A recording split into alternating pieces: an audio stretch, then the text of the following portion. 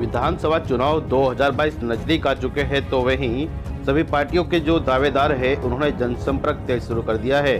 वहीं अगर बात करें तो जबरेड़ा से इस बार मौजूदा विधायक भाजपा के रहे हैं, वहीं पूर्व प्रत्याशी रहे राजपाल सिंह ने भी जनसंपर्क तेज किया हुआ है। वहीं उनका आरोप है कि मौजूदा विधायक ने विकास कार्य तो कराए हैं लेकिन पूर्णतः नहीं हो पाए। वहीं उनका कहना है कि इस बार कांग्रेस की सरकार राज्य में बनने जा रही है और जबरेड़ा से भी कांग्रेस का ही विधायक बनने वाला है। देखिए, मैं 2010 से यहाँ पर कैंपेन शुरू करी थी और 2012 में मैंने चुनाव लड़ा और मैं समझता हूँ बहुत अच्छा चुनाव रहा। लोगों ने बड़ा सम्मान मुझे यहाँ पर दिया और वोट भी सम्मानजनक मुझे वोट मिली थी 19,000।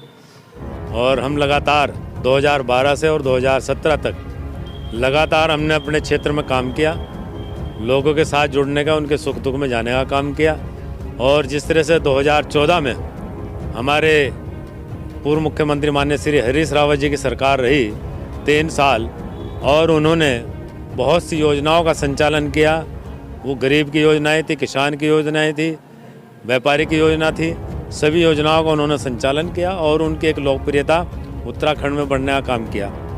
और मैं समझता हूँ आज उन्हीं उपलब्धियों लेकर के हम 2022 के चुनाव में जाएंगे और मैं समझता हूँ उत्तराखंड की जनता ने ये मन बना चुके हैं कि अब की बार परिवर्तन की लहर है और भारतीय जनता पार्टी की सरकार को काट फेंकने का काम ये उत्तराखंड की जनता करेगी।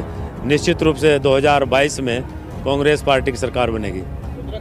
जबरेड़ा में भी कांग्रेस जीतेगी निश्चित रूप से। देखिए मैं निर्दलीय चुनाव बिल्कुल नहीं लड़ूंगा। मैं कांग्रेस पार्टी के सिंबल पे चुनाव लड़ूंगा। अगर मुझे पार्टी हाईकमान का आशीर्वाद मेरे सर पे रहेगा और माननीय हरीश रावत जी का आशीर्वाद रहेगा तो निश्चित रूप से चुनाव लड़ेंगे। आज लिस्ट पे आने वाली क्या लगता है आपको? बिल्कुल मैं समझता हूँ सकारात्मक है। देखिए, मौजूदा विधायक के बारे में मैं समझता हूँ आप लोग भली बातें आप सब जानते हैं और यहाँ उतना ये जो विधानसभा जबरेड़ा है ये सब आमजन उनके बारे में जान रही है और जो काम धरातल पे होने थे मैं समझता हूँ वो धरातल पे नहीं है। कि सबसे पहला काम होता है विकास का, उसके बाद रोज़गार का। चूँकि बेरोज़गारी इतनी बढ़ चुकी है इस भारतीय जनता पार्टी की सरकार में, आज तक मैं समझता हूँ इतने लड़के अपनी डिग्रियाँ उठाए फिर रहे हैं जिनको रोज़गार चाहिए। तो सबसे पहला तो यही एक मुद्दा हमारे पास रहेगा बेरोज़गारी का।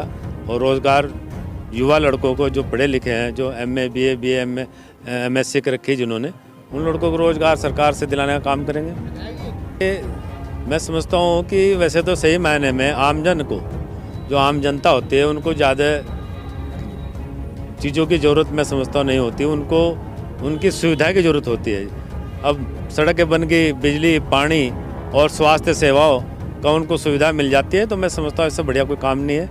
और रही यहाँ पर जितनी घोषणाएँ हुई है विधानसभा जबरेड़ा के अंदर, एक भी घोषणाएँ आप हमें बताइए वो कहीं पूरी हुई हो। ये मैं तो समझता हूँ जुमला ही है।